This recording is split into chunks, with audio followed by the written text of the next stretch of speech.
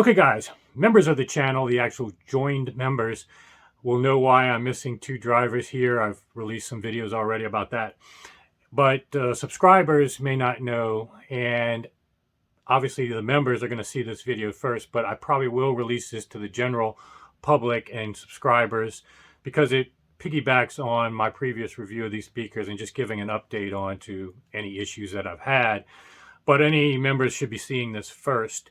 And just to give an update why I have two drivers missing. For those that don't know, I did have these two are the drivers, the NQ drivers that go in there, the kind of woofers mid-range that go in those two slots. And these are actually the more expensive, higher quality drivers of the the woofer variety. But I was playing a song, it was actually Money by Cardi B. And I was playing at normal, a loud volume, but not any louder than I normally play. And all of a sudden in the middle of the song, I just heard, clicking and then scratchiness. And it was reminiscent of the same problem I had with the other driver where when the cone would move in and out, you'd hear that scratchiness. And sure enough, when I would push in on the paper driver, I would hear the clicking, and it actually was on both of them. And so it was very strange because I've had the speaker now a couple months, and I know that I've put these speakers through testing with test tones and whatnot and been running them for several months with even louder music, that it was just weird that I wouldn't have detected an initial defect in the speaker. And of course, to Danny's credit, as soon as I told him about it, he said I could swap them out. He was perplexed though as well and claims that, again, I just must be unlucky because he doesn't see that many defects. But as I started thinking about it more, I was like, there's just no way I wouldn't have uncovered a defect from scratch. Something had to happen, and I didn't play it loud. It wasn't anything weird that happened that would have made the thing go crazy. So I know I didn't blow the speaker. And again, this is woofers and mid-range. It's holding a very narrow frequency response relative to, a tweeter that normally blows, or even a woofer. So this was very weird. And so I undid it. I was going to swap them out with Danny, but while I had them, I said, I got this guy I know that does reconing of speakers. I said, I just brought it to him to take a look at it and say, what can you tell what happened here? Is it a warped voice coil, or, what happened here? And he actually, showed me as he was pushing down. I was just, when these were in the thing, I can't see the back when I'm pushing in. I could just hear. And I didn't do it once I took them out. But once I took them out, he showed me where the spider here had actually come unglued. And then it made a much more sense why it would happen at a particular point post installation. Obviously, the glue just wore out over some time, and then the excursion or whatever air, pressure that was constantly hitting it eventually made the spider dislodge from however it was glued. So fortunately, and I haven't even contacted Danny yet that I've got these fixed because we were planning on just doing a swap like I did before.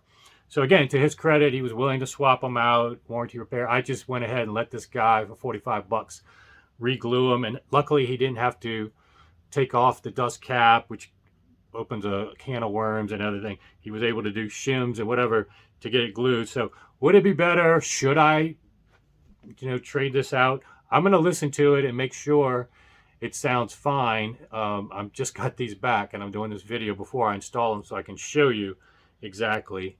But he did a good job, it looks like. So we'll see what happens. Does it echo what I said in my review about the one negative that I found with these speakers, that these drivers seem more cheaply made and that vendor a little less reliable with their supply chains and with their estimates of arrival and all those kind of things? Yes, it just confirms what my intuition told me based on my initial experience and just having experience holding different drivers. Now, to their credit, in the sense of it may not 100% be and reason why Danny may not be giving them the benefit of the doubt is maybe over many years he has very few failures, and that it may be different than my experience, so that would be a disconnect there. And my experience has all been post-COVID. So if they're hiring, having like every other company, limited hiring abilities, or stressed in supply chain, and maybe rush doing things, and gluing and stuff like that may have taken a little backseat, that's, a different experience maybe than what happened pre-COVID. Also, on these ships that are coming over, bringing these drivers, a lot of them are sitting offshore, or the containers are sitting on the docks for weeks waiting for somebody to unload them because of lack of staffing. So you're talking about in a very hot environment, humid often if it's on the water or near a wharf, that these things are sitting in boxes. And in Hurricane Ida showed me with some of my friends' house that use those uh, moisture collection jugs and prevent mold. If you don't have air conditioning in your house for over a week, you can easily grow mold in a humid environment. And one of my friends, Doug's, had, and maybe I'll put up a picture, how much he used one of those jugs to kind of collect the moisture while he was gone and evacuated. And it took a lot of moisture out of the air.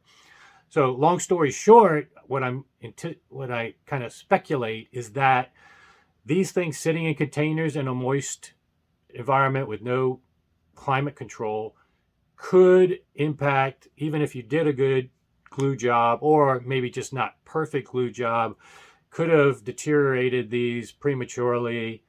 Who knows?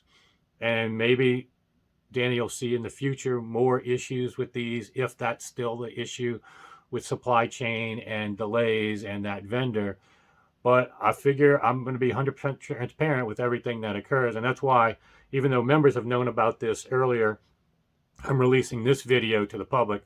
Most of my videos for members only, won't see the light of the public, but thought I'd share this one with you and update, and just to be transparent. So again, nothing against Danny. He was more than willing to replace it, but is this vendor a concern still for me? Yes, even more so now. So just leave it there. Let y'all decide from your standpoint how you proceed. But that's my only concern and update for now.